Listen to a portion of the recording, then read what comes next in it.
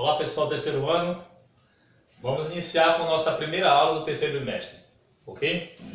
Então agora nós vamos falar sobre um conteúdo que cai bastante no Enem, que é grupos funcionais. Mas primeiramente eu vou te ensinar a identificar os grupos funcionais nas substâncias. Porque lá no Enem o cara vai te dar uma molécula gigantesca, igual essa daqui, e vai pedir para tu identificar os grupos funcionais. Então primeiro a gente vai aprender a identificar os grupos funcionais, e depois a gente vai falar de cada um deles, porque isso que será cobrado. Detalhe, se der, né, coloque aí esses grupos funcionais no caderno, memorize, tem que memorizar cada um deles, né, porque senão você não vai se dar muito bem lá na aula do Enem, ok? Então bora lá. Bem, grupos funcionais, tanto na química como na farmácia, na bioquímica, na medicina, há um consenso de que toda substância química, toda molécula tem um sítio reacional, ou seja, tem uma parte dela que a gente chama de grupo funcional, ou seja, é a parte da molécula que funciona de maneira grosseira, ou seja, a parte da molécula onde vai acontecer as reações químicas, é a parte da molécula onde ela é ativada.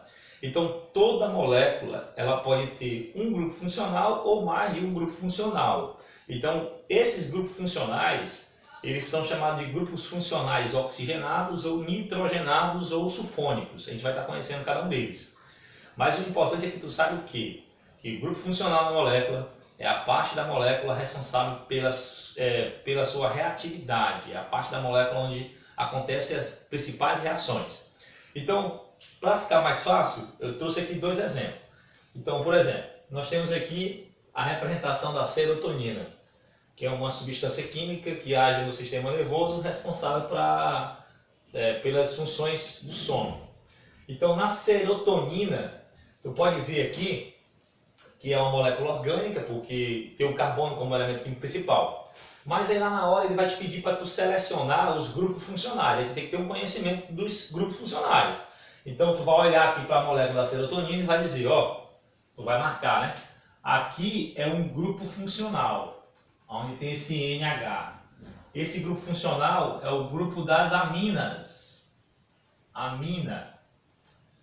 Bem aqui, que é a junção do fenol, aliás, do benzeno com a hidroxila, bem aqui, ó, nós também temos um grupo funcional, que é o fenol. E aqui também é uma amina. Ó, veja que a forma que está representada é diferente dessa daqui. Eu vou estar mostrando para vocês. Então, na molécula de serotonina, nós temos dois grupos amina e um grupo fenol. Até o nome da substância se origina de acordo com o seu grupo funcional. Por exemplo, ó, serotonina. De quem? De amina. Vamos pegar um outro exemplo aqui, uma outra molécula conhecida. Quem aqui nunca tomou paracetamol, né? Que é uma substância química que regula a questão da temperatura do corpo, que é para febre, né? Antitérmico. Então, nessa molécula aqui, se ele te der lá no vestibular, ó, é dada a molécula de paracetamol e identifica os seus grupos funcionais, os seus principais grupos funcionais. Isso aí é certeza que vai cair do Enem, é certeza. Então, tu vai se deparar com essa molécula, certo? E aí tu vai ter que identificar os seus grupos funcionais. Então, aqui, olhando para cá, isso aqui, professor, é uma amina? Não, não é uma amina. Isso aqui é um grupo funcional que a gente chama de amida. Ó, amida. Aí o camarada olha assim, ah não, é amina. Não, é amida. Amida é um outro grupo funcional que tem nitrogênio. Aqui nós temos uma hidroxila conectada a um benzeno, nós temos um fenol. Então, na molécula de paracetamol, nós temos dois grupos funcionais, o fenol e a amida. Então, é certeza que vai cair no vestibular, certeza que vai cair isso aí no vestibular. E agora a gente vai estar estudando esses grupos funcionais um por um, eu vou estar passando as dicas para vocês, ok? De detalhes que só o professor conhece. Vamos lá.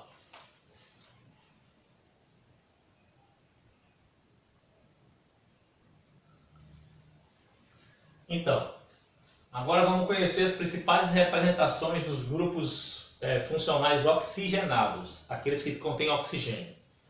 Eu aconselho você pegar isso aqui, anotar no caderno, colocar o nome e memorizar, certo? Porque pode cair no vestibular de duas formas, você vai ver agora.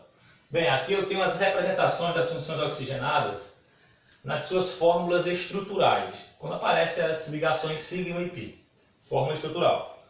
Então aqui é o seguinte, lá na hora do vestibular, no Enem, pode cair de duas formas. Ele pode te representar ou na fórmula estrutural ou na fórmula molecular.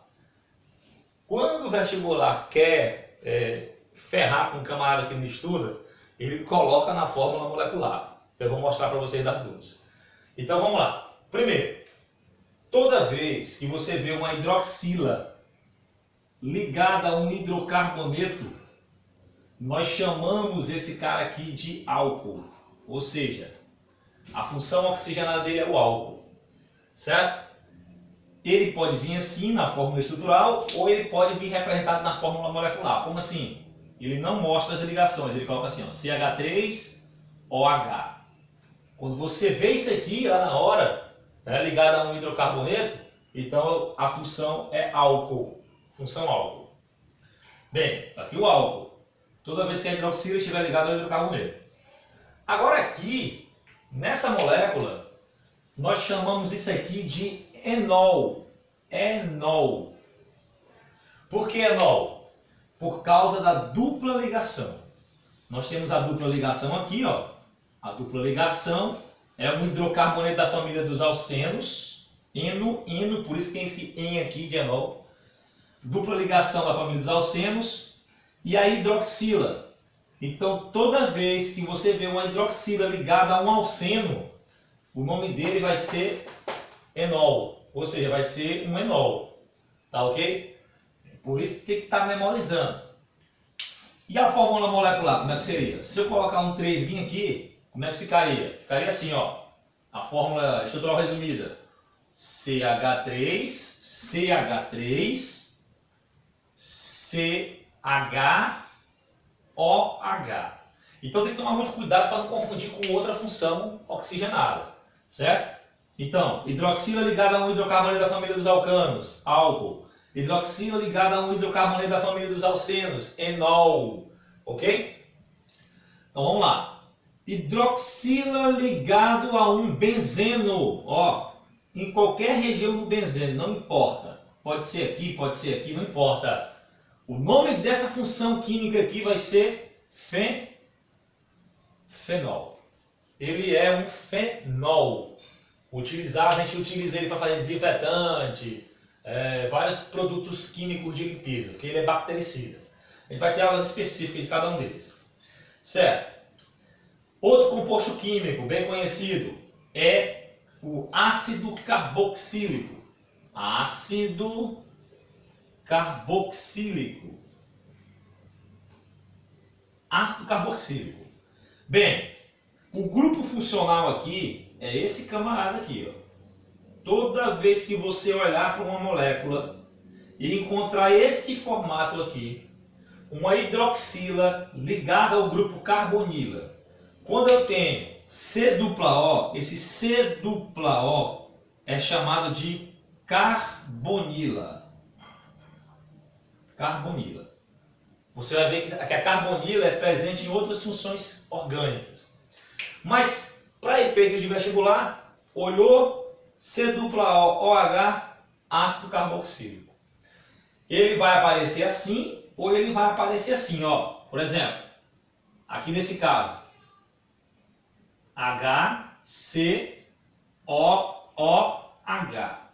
Se aparecer assim, é um ácido carboxílico. Vamos continuar. Função aldeído. Você já vê aqui agora, ó, que eu tenho a carbonila, tá vendo aqui a carbonila? Ó? A carbonila. E a função aldeído, a principal característica é o quê? A carbonila ligada a um hidrogênio. No ácido é a carbonila ligada à hidroxila. No aldeído, carbonila ligada ao hidrogênio. Então esse camarada aqui eu chamo de aldeído. E a forma que ele pode aparecer lá, resumida, é HCOH.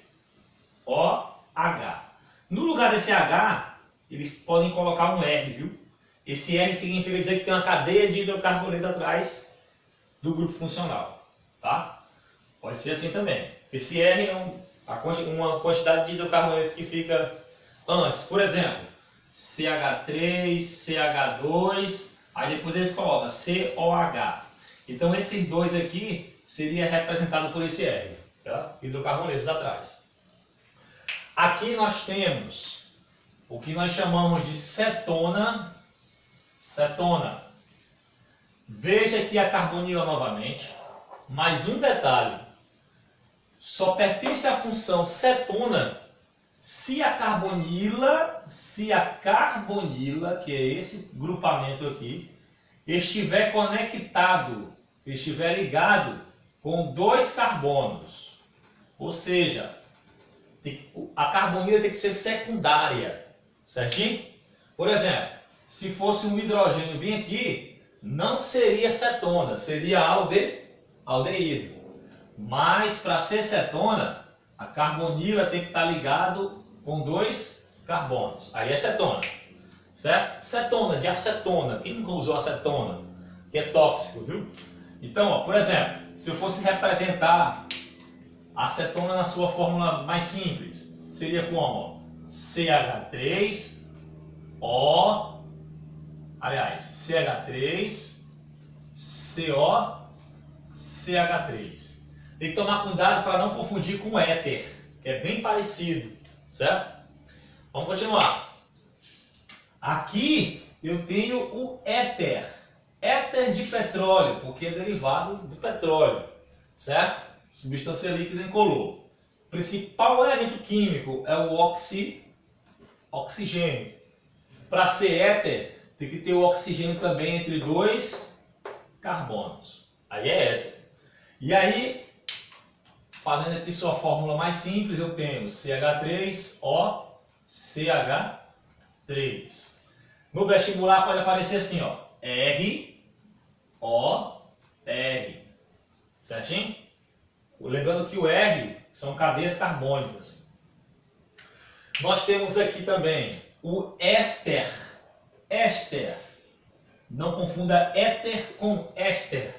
Tá? É fácil de memorizar, não tem essa não. Cabeça aí memoriza um bocado de coisa. Então, ó, éster. E aí, o éster, a principal característica dele é a carbonila. Tá aqui, ó, carbonila ligada a um oxigênio. Os ésteres são aromatizantes. Quando a gente for aprender o nome deles, eu vou estar falando mais sobre eles. São aromatizantes. E aí, sua forma simples fica RCOO. Veja, ó, COO. Ácido R ou H, né? R aqui, ó, RCOOH. A diferença do éster para o ácido é que são dois oxigênios. E o ácido são dois oxigênios e um hidrogênio no final, tá? Tem que saber disso aí. E o último, que também gosta de cair de vez em quando, é o anidrido. Anidrido.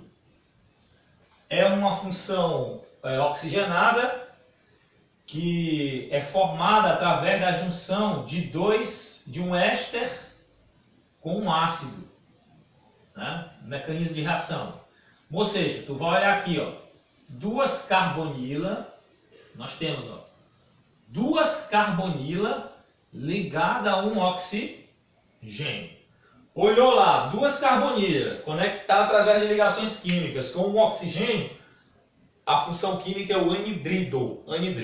Então na aula de hoje, a gente vai aprender a memorizar o nome das funções oxigenadas. Na próxima aula vai ter uma atividade sobre isso aqui. E aí eu vou passar as funções nitrogenadas e sulfonadas. Tá? Para a gente arrochar na nomenclatura disso aí. Ok? Bom estudo para vocês.